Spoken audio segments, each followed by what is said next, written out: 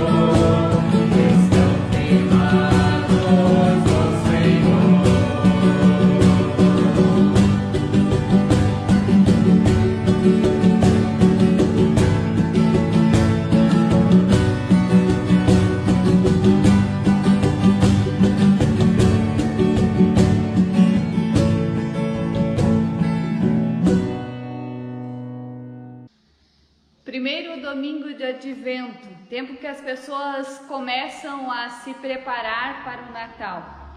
Casas vão sendo decoradas, pessoas vão pensando no que comprar de presente para as pessoas que amam, outras já saem comprando os presentes, as casas vão sendo limpas, é feito um faxinão. E tudo isso para o tempo de Natal, um preparo para o tempo de Natal. Mas a pergunta que eu quero fazer a cada um de nós é como que eu e você temos nos preparado para o Natal? Como nós temos preparado a nossa vida, o nosso coração para esse dia de Natal? A impressão que eu tenho é que nós tiramos tempo para decorar a casa, para montar o pinheirinho, para pensar na ceia do dia de Natal, para fazer o faxinão na nossa casa. Nós tiramos tempo para comprar os presentes, mas a impressão que eu tenho é que o corre-corre do dia a dia junto com a festividade do Natal, nos faz e nos impede de preparar a nossa vida e o nosso coração. Parece que a gente não nos prepara mais para o Natal. Como eu e você temos nos preparado para o Natal? Eu penso que muito mais importante do que casa limpa, do que tudo organizado para a ceia do Natal, do que pinheirinho montado, é realmente a nossa vida estar preparada, estar organizada para o Natal, né? Para receber esse Jesus que nasce. E o versículo que eu quero compartilhar, né, neste dia com cada um é um versículo que fala de uma faxina, mas que fala de uma faxina que precisa acontecer dentro da nossa vida, dentro do nosso coração. E esse versículo é de Mateus, capítulo 5, versículo 8, que diz: bem-aventurado os limpos ou os puros de coração, porque esses verão a Deus. Bem-aventurado, felizes são os limpos, os puros de coração, porque esses verão a Deus.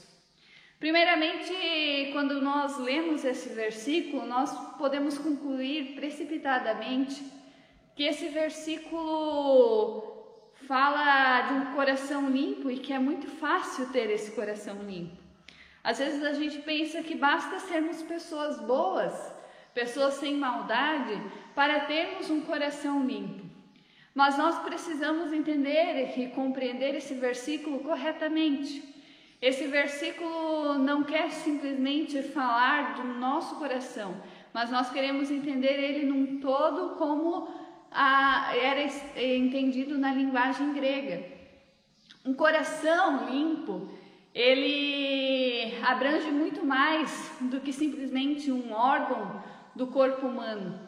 Não era para ser entendido simplesmente como parte do corpo humano, mas o coração limpo tem a ver então como o centro da vontade e das decisões humanas. Refere-se então a um todo, ao pensar, ao sentir e ao querer e o agir. E se é assim, eu não sei como é com vocês, mas se realmente o coração precisa ser entendido como um todo, pensar, agir, querer, sentir, eu penso que o meu coração muitas vezes está mais poluído, mais sujo do que limpo. O meu coração, talvez com você seja diferente, mas o meu coração muitas vezes está mais poluído do que limpo. Vou usar alguns exemplos. Com muita facilidade, a raiva, a brabeza ainda toma conta do meu coração. Como exemplo, eu uso o momento de nós estarmos no trânsito, dirigindo o carro. Muitas vezes, quando alguém faz algo errado, quando alguém me corta a frente, o meu pensamento acusa o meu coração poluído, porque eu fico brava, eu fico com raiva de quem fez isso. E isso demonstra um coração realmente sujo, um coração que não está limpo, que não está puro. Ou ainda, eu não sei se é assim com vocês, mas também muitas vezes meu coração fica frustrado, eu ainda perco a paciência muito facilmente, e muitas vezes quando eu perco a paciência, quando eu fico brava, se eu paro para analisar a situação, eu percebo que os problemas ou o motivo que me levou a ter esse sentimento é tão estúpido e tão insignificante. Mas se coração ainda se refere a pensamentos, aí é um problema, porque muitas e muitas vezes eu peco no pensar, eu peco através dos meus pensamentos, e a minha boca muitas vezes acaba revelando esse meu pecado, porque eu acabo pronunciando o meu pecado com aquilo que eu falo. Mas, de novo, isso acontece comigo. Talvez com você é diferente e talvez você não vive esses momentos como eu tenho vivido em algumas situações.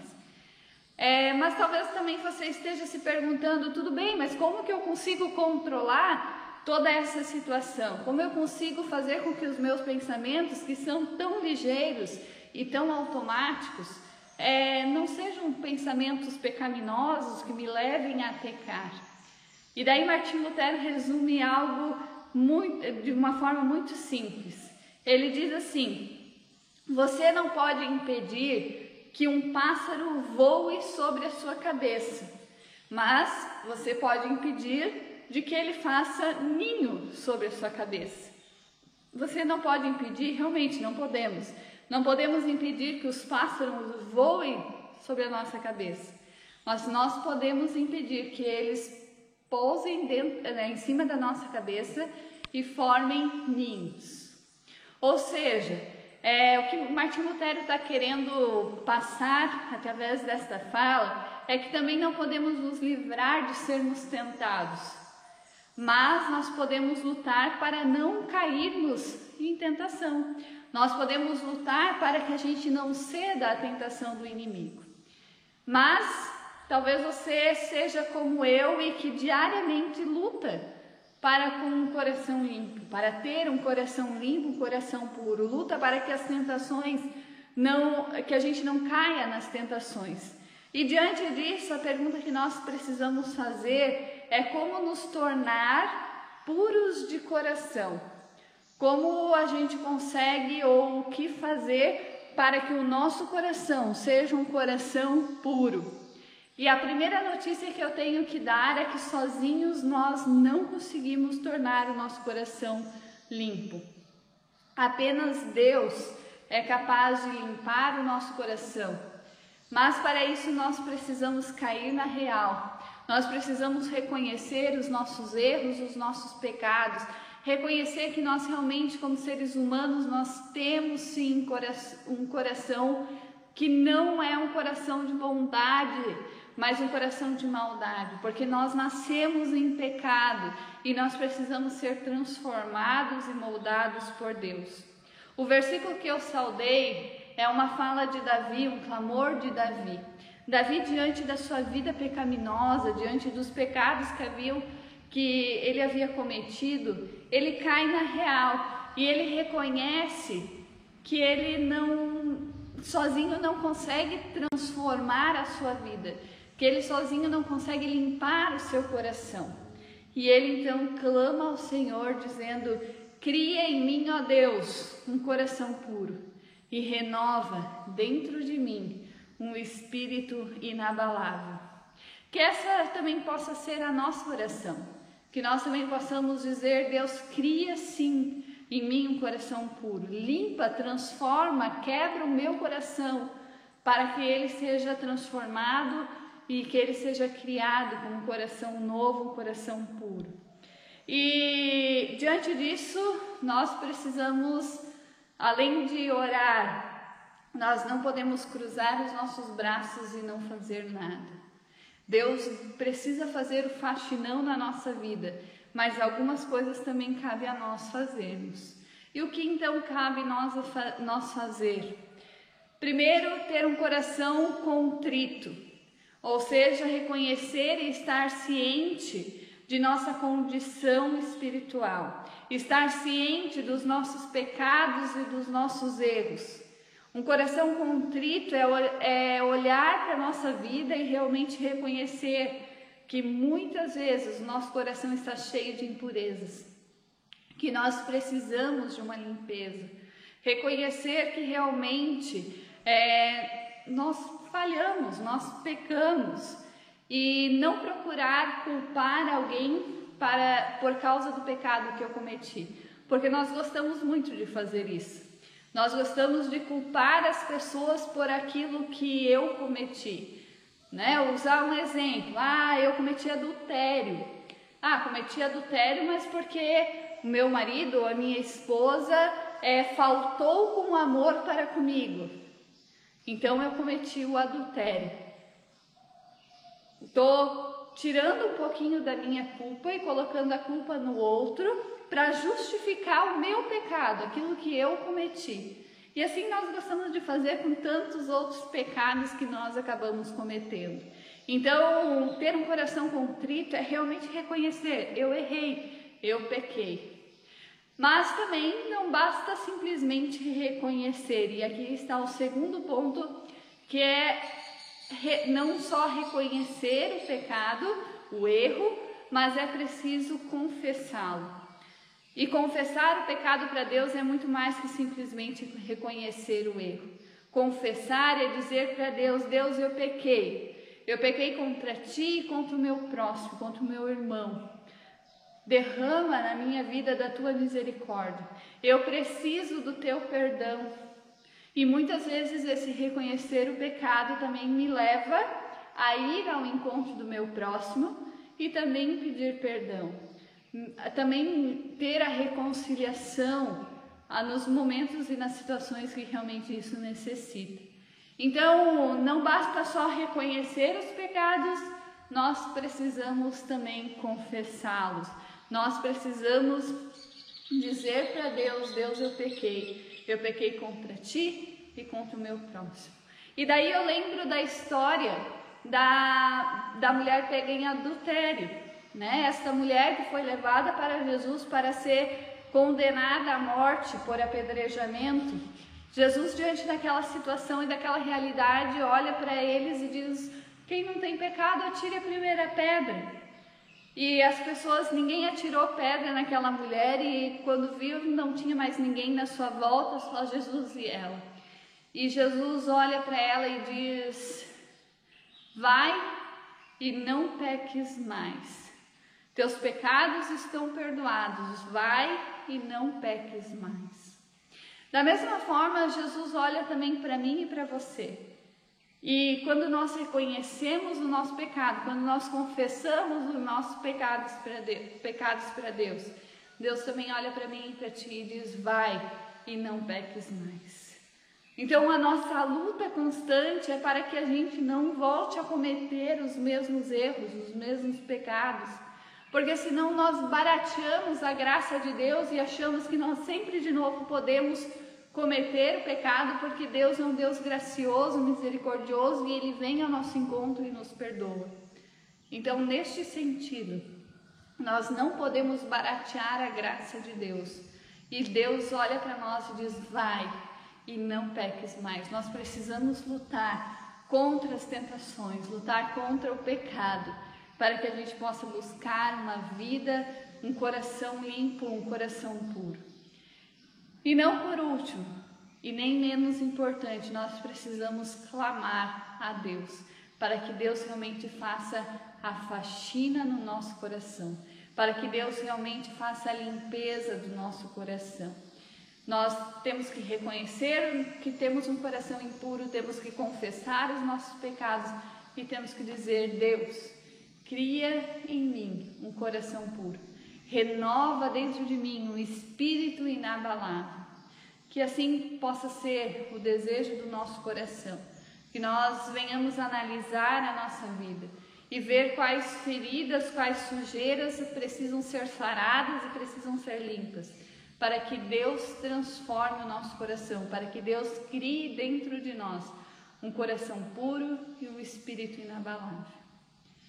Que Deus assim nos abençoe e nos conceda sabedoria e nos capacite a buscarmos essa pureza de coração, esse coração limpo e puro.